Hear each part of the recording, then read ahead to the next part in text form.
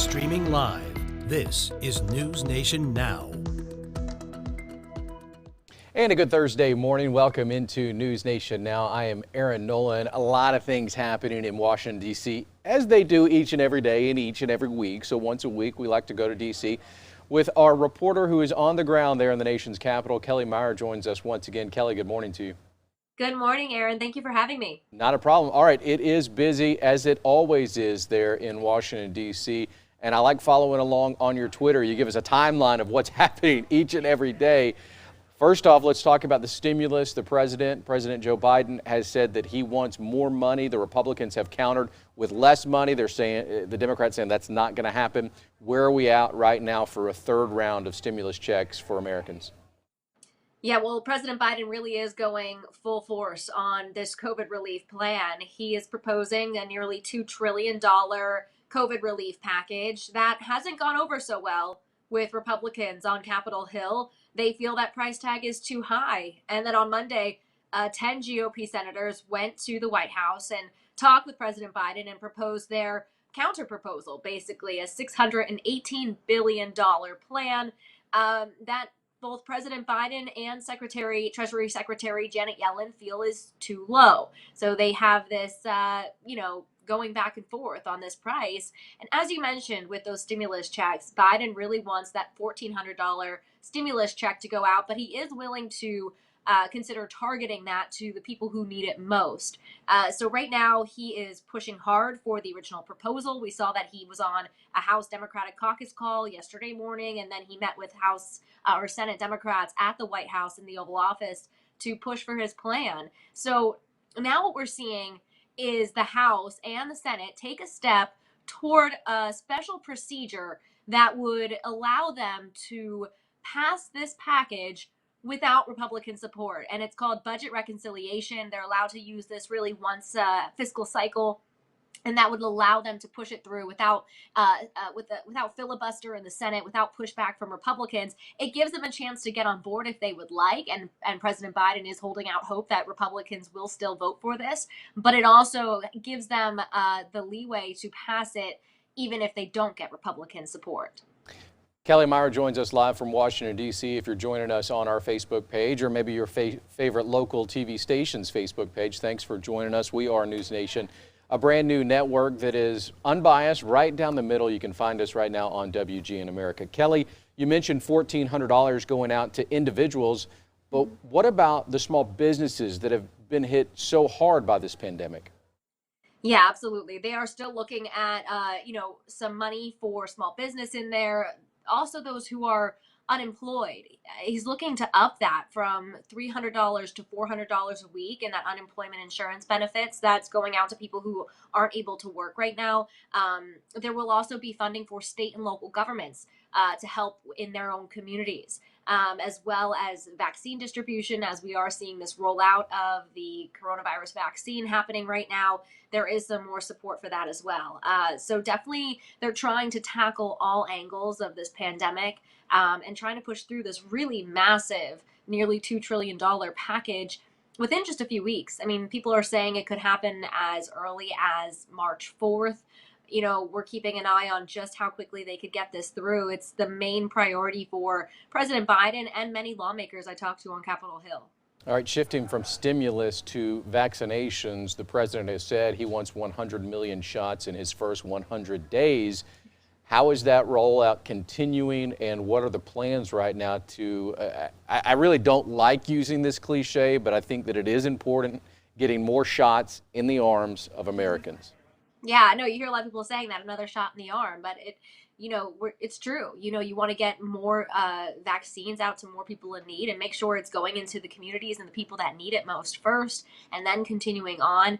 It's interesting. There was some Republican senators, I believe it was John Cornyn of Texas, talking last week and just commenting on the report he heard from Baylor in Houston, I believe it was, saying that, the stats of how many vaccines we're getting out right now is just not enough, not anywhere near what the Biden administration hoped for or what they hope for in general. He says Biden needs to shoot even higher than, the 100-day plan and promise that he's making with vaccine distribution. So Republicans are probably the most supportive of that portion of the proposal, kind of tying it to what we were saying about the stimulus package.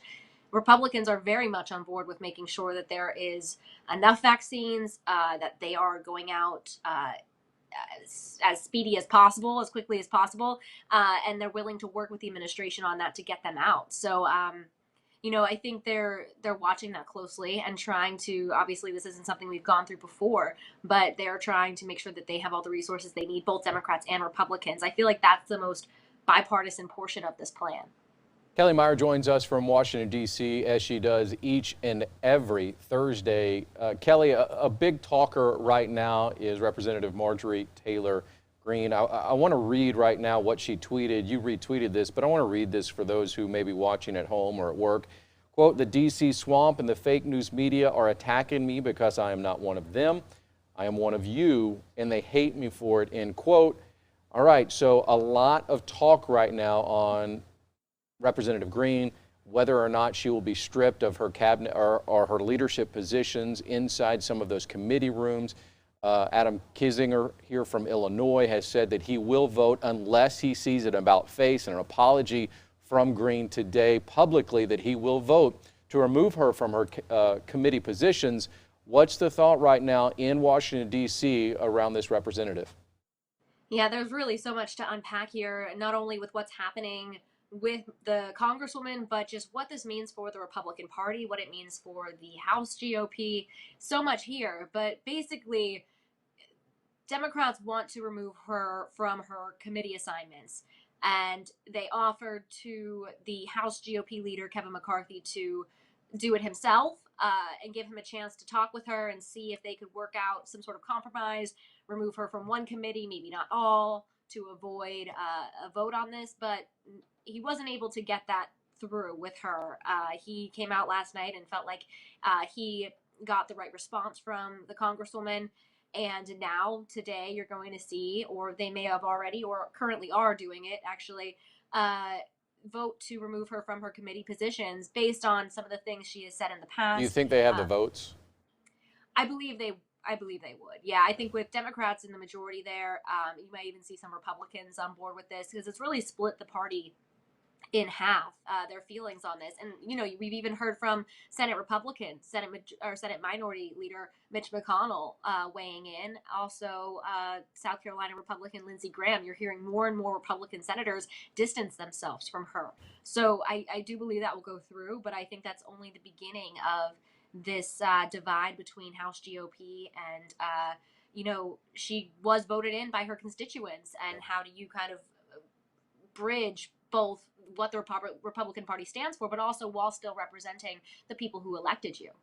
All right, so let's shift gears. Again, a lot going on. AOC has been in the news as of late. She released an Instagram video talking about what happened at the Capitol now a month ago, and also revealing that she was an assault survivor.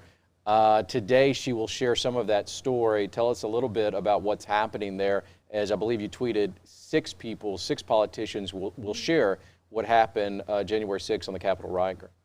Yeah, her Instagram Live, and it's really interesting, a platform like Instagram Live, and she spent over an hour talking with her constituents, a really interesting form of media and social media as a way to talk and have this direct contact with her constituents and share this story.